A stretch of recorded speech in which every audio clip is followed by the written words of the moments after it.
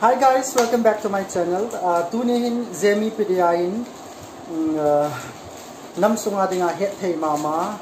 nam pia dinga na phai za tham phat him tong amia zong hoi bol mo nei lo pu em Paoneo to ki holding ding ko umin tunihi only 30 minutes bo ka thu me hin he nge tin kho 45 minutes ani hong la kho po tin ka ki pa the zingin tunia ama introduce ami chima sanga bp na het lo aman bol he tam ta zong nei thu sei bo thim po na ma hi la sa zong thi me ti thu ka za in hi chun apat na pen ding in pu Paoneo la kha hin sa pi le ka de ipila ban hin sa pi dia min sei de yo wa la kan sa ni he nunga Hoineilam hitalo hoi nu lu Hoineilam na zo wi la sa ko kha bu la ho ke tai ka tha nom de jing pi pina he le pu Paoneo o hi ta bangam ai wa ni he di chu ki chuan na di hi lo zo kha de hung vai ki in tin ki noi sin na di but hin wa choi la hin lung lu tai na ngai diu a o ita bangam comment anen bo di he zo la so ready yes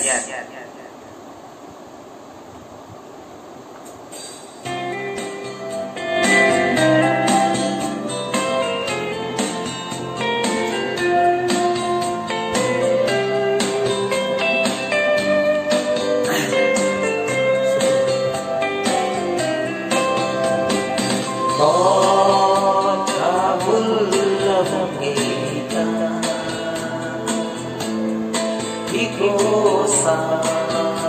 OMG Parin nanalo din Oso pinang zing Parin nanalo din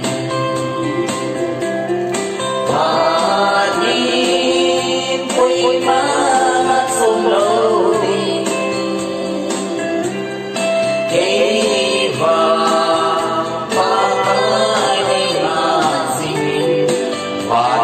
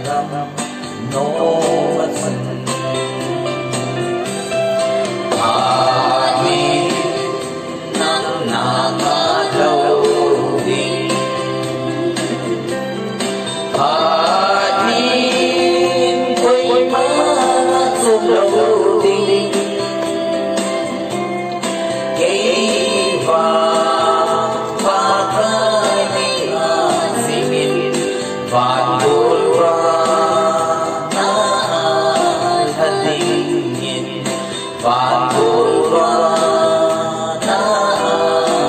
ding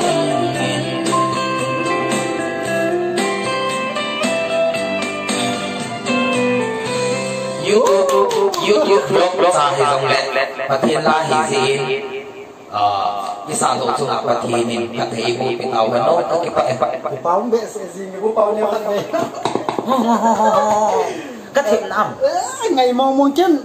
thu sei the bo diam ka tira last hour jong lung sit o mina thim le zing in aminin cassette or album ho bolin la sai ti thu lo ti thu ai pon nam cassette bol lo wangin o jong ngai num he zing lung na chim ta sa li chen ka ngai num di sa zing to na ki bol hi pon azi se ki sewa yong Charles Square ki pang chu adi na ai le pu Paoneo ta ki pa le zing in tunia hi apat na them khat introduce ai khat na dinga la kan sa sa ni hin aban ting le min na he lo nangin na gel ai lo wa hi nangin na pu na lunga na gel tam pi na hin se do na se do na lo tam ta di ka ta sa hi chun them khat na nga ko na min pi he be nu man yan pi so question khat ni ka hin do no in dong I'm ready, always ready. Thank you. But you tang. Okay. Let's start. Okay. Apat na question hi ya hi da pu Paoneo. YouTube la ipila ai vet ai la comment la ai ha se he zingu bin khat ni hin pu Paoneo hin dong ma ni do ham iti azia ni de ham ti hi mi pi dang abige sang sang hi ding ka ta san hi chun them khat hi chi chung thua hi ning su hat nai pi ne nu ai lo itabang se edin mona no mam tin se te gam ke hi kablok azong ka saitan 38 ka hitain 40 le zinei di ka ti hitain tu sat bang chun dong ma ka nei de puim ke hin program chi na hi nunga hi wedding ni koi ham apha hoi dei lo di chuna ai ki hoi hi zon ai hoi lo da sa hoi hol ngain go sang khan hin cha so hol di ka ti le lockdown na ki pat hin kabit zo se kol da ki na kin na hi zong le cha hi kong ki tha pat ding a hoi ta ap ta kan hol do thau thau de he ti a vel velan ho ko ma kan se pikit na hi re ai le dong ma lang nunga thua yung lu ta ju chun hin dong be ki ding ka tin nunga itabang na de yam le ke hin mi yo si chu normally mi ido ting la chun a pha hoi ki ti na a pha hoi chu mi yo si na de hi tai chi chu common answer hi tan na kin ka dei wang chu mi friend hi ding mi lung thing hi ding da piti ki sai ha ke hi jin ki ti tan te na guest ka ha hoin hi za chu kalwai ka pai hi han lang koi hi jong le ka ina hong khlai le ho zo si hospitality hoi ta bol thei ding mi hi ka dei adi be sa na azi chu nunga khat ki ti chu mi ki pi na za za de hin doctor ji ho jong chi banga chu na lang bpo ma hin army ji se pai ji thing noi ji ki ta twai na nam pi na tong khat hi ji chun ama sa pe na chu important pen chu la it is a mizan thim hi hospitality na nunga bet na thim ya pu Paoneo zin dot thim na zin dot thim adi ai le tu ya ba na question hi hi le mi him khat hi na chun ki pa na tu di pha se na tu di ka ta sanin aha na hin se hin tin itabang thilo hi na tu ti nga hi na ha na sa pe nam ne tin nim kwa hi aha jong tam ta ki tu in na anok jong tam ta ki tu in hin la i hi na lo be khat na i hung ki ngo cha ke for example hin ana su sa hi in na pu Paoneo win I Stevia camera chu na ding in mi ko ma donation na bolin in mo na ki so eti ho ta bang bang cha hi lo be thu hin na so ta bang i hin na lo be khat na i hung ki ngo ipiti ki sai dam hi so ko no mo ka sa in na anok na lang na ti ham anok na chu ti le ke hi ka mo mo lo si ta ki hop ka hi in na ke ko mai hi ahung hung welcome apot pot bye bye ya ama thung ka ki hop min kalung hal tamati ho jong ko di lo he na koi ma cha jong chu ka thei da di lo ahung lo si chu ka welcomeเนี่ยเทียมแล้วก็เนี่ยซาโดนเทียมแล้วก็โดนซาตาสุกก็มันซาความปีอาจิโดติ้งแหละบายบายat the end Paoneo fans saw him a viewer saw him he diu khat chu ti sei de ha azo pu Paoneo ne in sei bang chum hitin suma dong in mun ke chu itiwa bang chu da sei lo diu pha ka sana ji chu nam pi no tong hi wanga chu mi pasal khat chu le na thil dang dang line dang dang adong suma ki ho the hin na ama pocket money jong min tin nam pia ding adong chu nam pia hin tin na nam pi ki mina camera ke dong chu camera ke dong dong hi pun advertisement ka bol wa cha chu min kin sang ni pi nge kin sang khat pi nge kin sang som nga pi nge donation ni 3.5 lakh sa hin na lak thum le ki hin camera khat i 20 sorry Canon Mark 2 khat to 8TD khat ka join wa camera back ni to memory card to stand khat to ka cho akitu che de in mun ka ki cho na chu นอนโคดาจิงวินอาจีจะเกี่ยนบุญกิจน่าจนหัวน่ะเท่าน่ะสินว่าจะคุยโอเคอดีตจะสินะไอ้ยาเฮลปูเปาเนี่ยคุยส่วนอัดจมเบะขัดหงลุดกินเองก็ติงตัวฮีอิติเสกหาตัวฮีทิลซุงมาเห็นคนนุ่งดิ้งทูเสกติงนั่งเกียร์ด้านให้ทีแรงน้ำก็ทีนึงมินก็จุ่มทุนปีหาเสกเป็นอินเทอร์เน็ตเดียนเอ็มมีเตฮี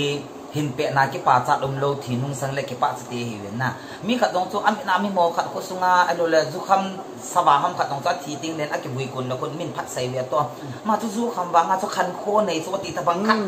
ขัดที่ก็ใส่เตเห็นนะเกี่ยงฮีตัวฮีเดมกิตานี่เดมว่าเสียนี่เสียหินกองทีนี่ก็ติงนั้นน่าบอลเป็นจะปัดนะเฟซบุ๊กไอ้โดเลวัดเจมาอธิตายอะไรปีกิติคูวิวตันันโมดีว่าอัตมาตั้มนโมดีว่าไอ้วางเกี่ยของกินนุ่งทอกิเทตลอดิ้งกินกระซักกันน้ำมาดิ้งหาถิลพาส่งกองโตเทกิตลอดิ้งกระสูปีกูกันเอาดิ้งหาถิลพาส่งกองนุ่งโตเทกิตลอดิ้งไอ้วางตัวในเดียมวางว่าสุดทีเลี้ยงคนนุ่งเละเป้าเนี้ยอันนั้นหิงนั่นไหลเละตีหัวทบังฮิจิกรรมจังสุดนั่นใส่มานั่นใส่นี่กูเอาหุ่นหลุนมาสังเงินตู้ก็หินเป็ดกระดำเทเป็ดนินในสปอร์ตบินกติโนเมอจิจูเทกบังคัดินนักเซซีวินฮิจิป้าจะกินนุ่งเล่นลังทิ้งหน่วยลำกายป้าปูเล็บลุนนินนุ่งปีวินไอ้เราเล่ตัวนั่นถ้าบังคัดินต้องมาสนาปากีสถานเต็มภาษาขัดมาจนทรูนักนันบอลวินฮิจิป้าจุนนินนุ่งปีวินนั่นลูนี่กิลาวินที่หัวถ้าบังโปนักเซวินน่ะฮิจิถ้าบังดินมันจุนก็ทีนุ่งสังเตียนเลยอุปาวเนียวไอ้เราเลยเอาจะอุปาวเนียวหุ่นนุ่งกินหันละนาตรงกินอะไรติวน้องเล็กเฮทัยตะเราได้เห็นมีเห็นกิติจูหินคว้าขัดเบกิปีงาขัดเบกิทีหินก็ทีนุ่งติ้งเละในห้องท่อสามวินตูก็เห็นแบบดินในห้องท่อวินตีก็ใส่นุ่งไหมอดีปูลูเนียวกิบเกนิสองไลน์สิอินน่าอาสาวเป็น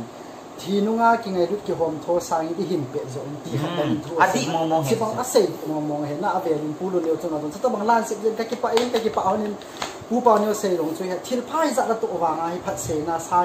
เดียมนั่นแหละที่ตั้งสุดานิมกำมุนไอ้วางจู่อัตตาสุ่มกินมาจากที่โคโลเดียสุนเก็บพอเห็นแล้วตู้ยินเปลี่ยนให้ทีมพบรอยป่าจะอยู่ที่ไงเร็วๆเห็นที่สร้างหอยจบพจอยหินบ่อดดีๆก็ตัดสัน exactly โอเคตู้เห็นบ้านนักกุศลหงสีกิจเห็นชุ่มเบี้ยหงกิจเห็นชุ่มมาหินสาไอ้เดี๋ยวนัดจังอาเจียงนี่จบนะนัดจังอาเจียงนี่เนี่ยเห็นจิงก้าเนี่ยถ้าบุญเห็นแล้วสวยมั้งเกี่ยจิงก้าเนี่ยถ้าบุญที่ใส่ที่ทำอิมาจะต้องโลกีแล้วจึงกิจงนั้นเตะไอ้วางิน honestly โปรแกรมจีฮัดไอ้โลเลยโปรแกรมตุลามาตุล็อกดาวน์จีนโปรแกรมจู่อุ่นดีปูอินฮิจงเลยอัตตั้มจ่ายฮิ official album shooting อะไรเลย editing ที่หัวกับบัวจีหินkami hinamo hilal tayong dinting la buki ho nang hasa hi di chun ke hin veng sunga hin ka unu khado min ama chu uheni nga hi in ama le acha te ni chengin ama ko ma hi atam zo zo sin bu kan jin na ama di di hi kamonu ta bangin me ho no nga thi min na ama me hon pa po chu ka kini li di jing hin he cha hi ke hi zin ho ta bang alo la kalwai ka pai khat le ni kul jin a hung ting la bang chun ina na separate kitchen kan in ka hon jin aji chu ken ka uten na en nen pui lang ni piti sa kalwai ka pai chu free lo din na ki phat lam ta bang khat angai tu di ja chu kin chilanga hin kani akon pi jin ai bangin atam zo sai 100 la hin 95% ta bang ni u hen ning ti nai kani aji he okay ki pa min na wang phan mi lung sit na changin veng sanga zong ai ya hi le tu hin them hung ki chapang thu do je hi tin na mela ai pi me na tu pe mela hin na kin wi sa ka du pe sa itie ke hon la na tu om le atui zau lo ding hon mang cha ko hon thei poi na ni aji ka the min lung se tan ne ngai dam min na atui zau lo wa piti ham khat a hon wa na aban ting le sala aku ui sala aku ramal ha wa na aban le ling nam si ham pi ham khat wa to kon hoi ta am nei khat dam wa lo kon as katil pu ne ki paum le jin koi sai ui tha pa ta hong chi mai the na ba na koi san hi ya hi le nu mai na ping le choni pi na bol dem ke wang hi nu mai ping nang kalak de azi chu kalak de ka ti dan chu ka hoi na ja kalak de lo na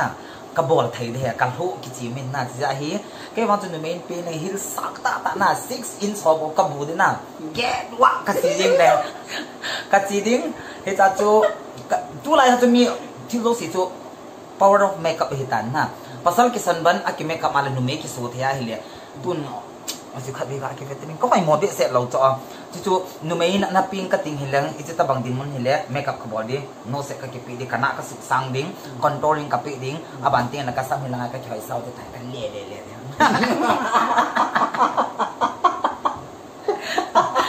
có không phải đâu kịp mấy thầy sao ấy là cái bao mình phụ bao nhiêu ok bà na hi cuối xuân cái hình độ hỏi cái hình độ này cái bạc thì có không trả về hiện na cái hi là film lang bilang giống hi phát xuất bị hình độ hi gì chúng hoa dia cookie film industry lang ada ngai ita bang nu me ho hi film à hay à ita bang nu me ho hi album là film nào chung chung na bolo ven ken bang cái hi pon na ita bang ho hi film anh đây ita bang ho album anh đây am ti khat na sai hi chi hi mihim day dan director day dan zo si ke pang puin na for example pulam gin dingalin a day dan aza tum hiding alo le pule thangin a day dan za tum hiding kin ka day dan za tum hiding na so si so ke pang puin le jong le ke ma day dan hi numei kiti hi piti ke sai di ha album le film tha in sai ta te azi chu tok su be se hi lo ji chun ki ha khan be se hung sao in tin na nu me kiti hi ahung gona la hoin na i wan mi vet na ding ha so ata sa ki tu che ti ho ki mai ka ting le thau hin ki jong ata ta mi ni mu ting le as Paoneo ne neu ta ma no hai mo ta mai ti ji ven na he nge ho ka sapoi aji chu tok so bol ti le full makeup ke bol zia na alo le to la ke mai ha le da banga ki hin hin chi a chu im lo bia ga sai ding ha chu ke hin mi hi tham khat slim thim ding gong di na pai ding alo la amai niau di na ana sang ding ana ti le i wa chu kol pe ta bang long lo ma chu ba ipiti san dam hi jong le make up ma sim tu the khat o min ke ya hi iti sim ki sim non a ki doi pu ne ji za pen ji en at pen ji en ni chu ta bang structure na anatomy ki tu ki ti tan ti amin amai ana ki tu cha cha ro ku make up tham khat in ma hi len na album me nong fi ma hi dong ang hi khat tai so atam jo album hai tan album amo tho the banga chu film lam panga thim ki lo jong acting jong min na min ki ti album langa chi thei alo le film langa chi thei min aka kha chu ani nya chi ko thei jong min na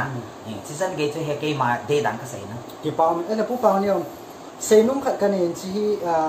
comment la youtube la ko ka da he le tam wa ji kon hai ta na ana sei pi thei lo jong chu hin tin mi tak ta na ha do pe ni iti ya he le e mi sunga jong nunga ho hi za mi ta hi film industry lu zo lo koi ho ta bang hi lu ra koi ho ta bang hi lu lo ham ti jong mi na ha do le zing in adi apu pau ne friends on na ngai du he to ka no ho ding de na kan do he no ho ding ge na pu pau ne tham pat hin sei chun lang kita bang mi ho hi line ni ki la tu ba zau ham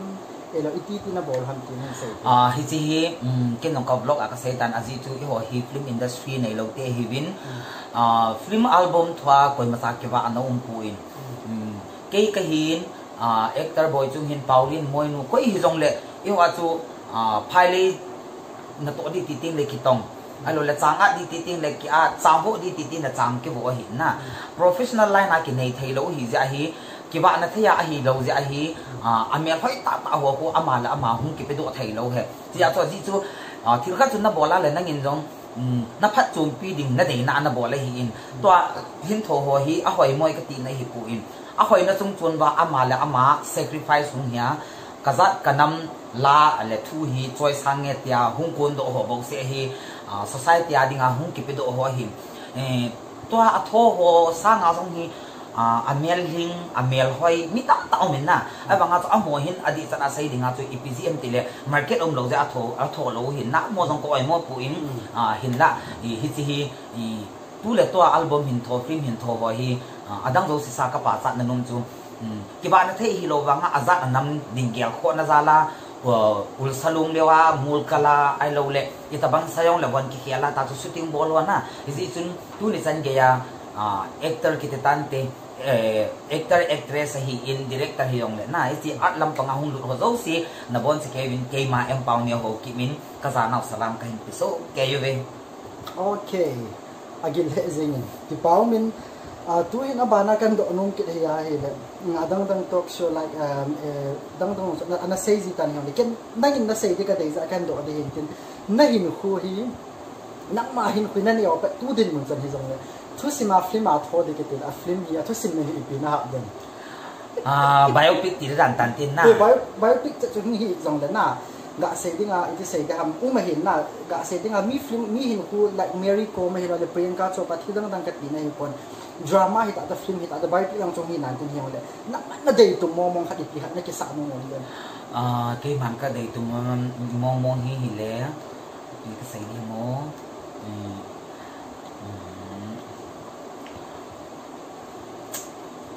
phim mình hi mà Paoneo lôi chín lại cái gì đấy Paoneo lôi nó chỉ cái cái gì nghề lôi chúng ta cái tàu gì cái nhiều lại à ok ai là cái hồi này không sợ tao rồi rapid fire round question ngã không khát nên donyin cái tiếng sẽ lại cái gì đó mình cái màn cái đấy sợ mong khát nè cái chỗ hi ai là ni khát sung hi what sẽ bài mi giật mong tôi lúc ta anh cái text gì cái ai ni khát lúc ta cái text pi mong na lúc ta cái text pi mong mi giống hi ông đi pon cái ai hi in ra cái sai ta ta phang bo cái hin na min in text là text kum alo le min in text yung lekin nong gahaw pi sorry kagahaw pi ipina bol tam mo ti ho khat cái hin na và ai text pi lo si hi abon scan reply ka pi su again lúc ta cái gahaw pi hi ka in sum mi te na ai hi lo le to ka relative ki tan te bukan ne na ho te ta bang heo hen ning te wa ta bang na bukan ne thai lo ni nga don le wa che ma hoi ta ka text sa heo ning la ya kin ka nin an kong ne thai lo de changa kan ne dan di tai ti ho ta bang ka sai jin na al hang ta ho la hi ke hi in text lo si mi text na alo le min ai text yung ga reply kum na lai ki kilit sa na ka nei lo dan ti san ya chana min ai text yung le ki yung ko on ka ko man ipina bol tam tu ni ipina bon ta gat mo text kum kai lung gil ta ka khau pi cha hi ka family bau ti di hi che va sa chani piam dong ma ne poi ti na he adi mo mong ta noi dong ma ne da chun ni khat hen ka dong man hu to ati te te te na ki ho pi lung lu ta ki ho pi ne lo dong man ni lo ti na hen aba na question ni piam ti a hi le ki vo pi ding ai loi no be ne de yam loi pasal ne be yam I like God because patinin mihim hi nula pas min adam i asik mihin na kin tuin pasal bo ka deyat yung lang ka zo de ji tu most of the time actress hotong ka kiloi ko min veng sunga koi koi hi jong le na ji chun numai to jong ka kibo min pasal to jong ka kibo min chi chu tele gender lang hi ta in na category ga sei ding in ke hi veng sunga jong ne he ni khat khat sung le office a ko na kong kileting le vadung panga thing phung panga ko heu mang pu ho ta bang na alo le heu ho pu ho han laman tang no le gari ka khama ta so ka to holim ka kai kum na upahan ho tong ka mu tu le upahan ho ta banga hi ta so ka ki ho pi kum nu mei ka mu jong le nu mei to chun ka ki ho kum actor ka mu jong le actor ta ki ho kum mi zo si ta hin ki ho thei ka he ti na kan sei do okay good answer aba na question hi ya hi le nu mei na pi le chun nu nga ai da chun pasal ita bang na de ziding in the ke da cái hi nu mei na ping ka ting pasal ziding hi le cái wang hin mi hi anei zo a hoi a pha be jong om nan ke wang hin anei zo chu ko hem a dei lo ding hi jong le ke wang hin kin kalung sit na sa nga ka ziding pan e lung sit lo hi ka ha ve de okay good answer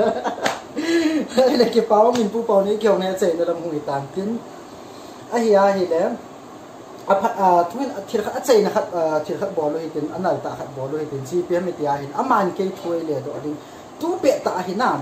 ki jing lo an sei ni nang in ke so question ni za ke no ta nang in ke question do nung khat ni le chin pi nei dong ten kan don pe pe de ti se hi le ipibola ke goa ka cha a hi tan a hi ka ti hi ni san ge hai vai ra an pun o koi ham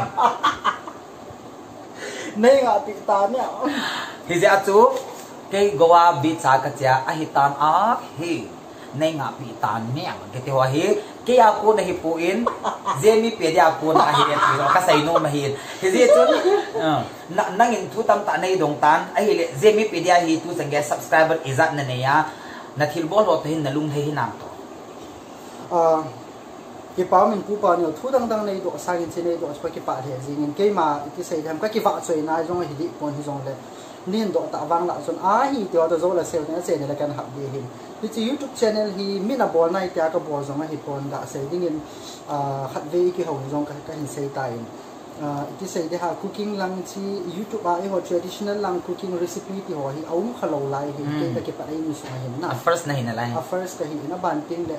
anin pe na sei ding agam dang la mun dang la umami atui tui na ki hun do zo lo na to abui ji jong hi mei thei za jong hi mei thei jong le ei mi ta be jong anin pe na chang pa mi hun thei lo thu dan chana kin jong ko won thei koi okay dol go me po jong hun thei lo me hi chi su tu la iti tu ham ti to azir jong ka hi lo wang chon ka het kham kham mi ki thu pi na thei na ka hin bol hin azo kha subscriber dei na hi lo le min that de na jong ka hi di koi na ka hin bol hin tu chan wa hin ke ga dan ai mi te ho hi charam kan sirang lung lut lo ka hin sa lung lut lo dan ka gelin ti sei da ham vlog ho adang tang bol ho hi la subscribe kal jing he chu o chi ke recipe bol wang ka dia sang akal mo tu chahin ka ki pat na so him ta wang just 3k ham ka bo kan in line subscriber hi ai wanga chu nom puten ten ha ka sei jong hi pon nei ngai lut wa nei to so wa hi chi sang a ho izo pha zo tam ta ka hin bol hi nei bang kalung gel de bang ka chaw thei ta pon a ji chu mi a view san hom ban le support a ho mai le mi him ki ti chu min phat ka de poi ka ti mai lung neu na kom jong ji hi na vlog bol ho khona hiya hi le sikilu lawa dong ga sei dinga nang hita da koi ma cha ka koi ma chu ma ka ngo na jong om poi na sum liu lawa am ho na bo ji mo wa bo ji mo hi lo hin ji mo ke abang hi episode khat me me ya hi ga sei din in sei ba na lo en 2k 3k ka sulut ji in mo ka sai ti di chu la koi ma su ki um jong hi pon hi chun phamo ka sa he ji in chi sa in tham khat be nei to so be the nai du ham ti su ka hin sei no men ki chan chu hin te nei to so be nang no dinga thil pha khat ni be ka hin bo do kha jong kha ki pa in tu ni san ge na chei na ding in roi la pai te ho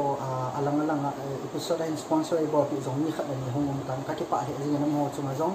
ki chan chu hin tin he cha chu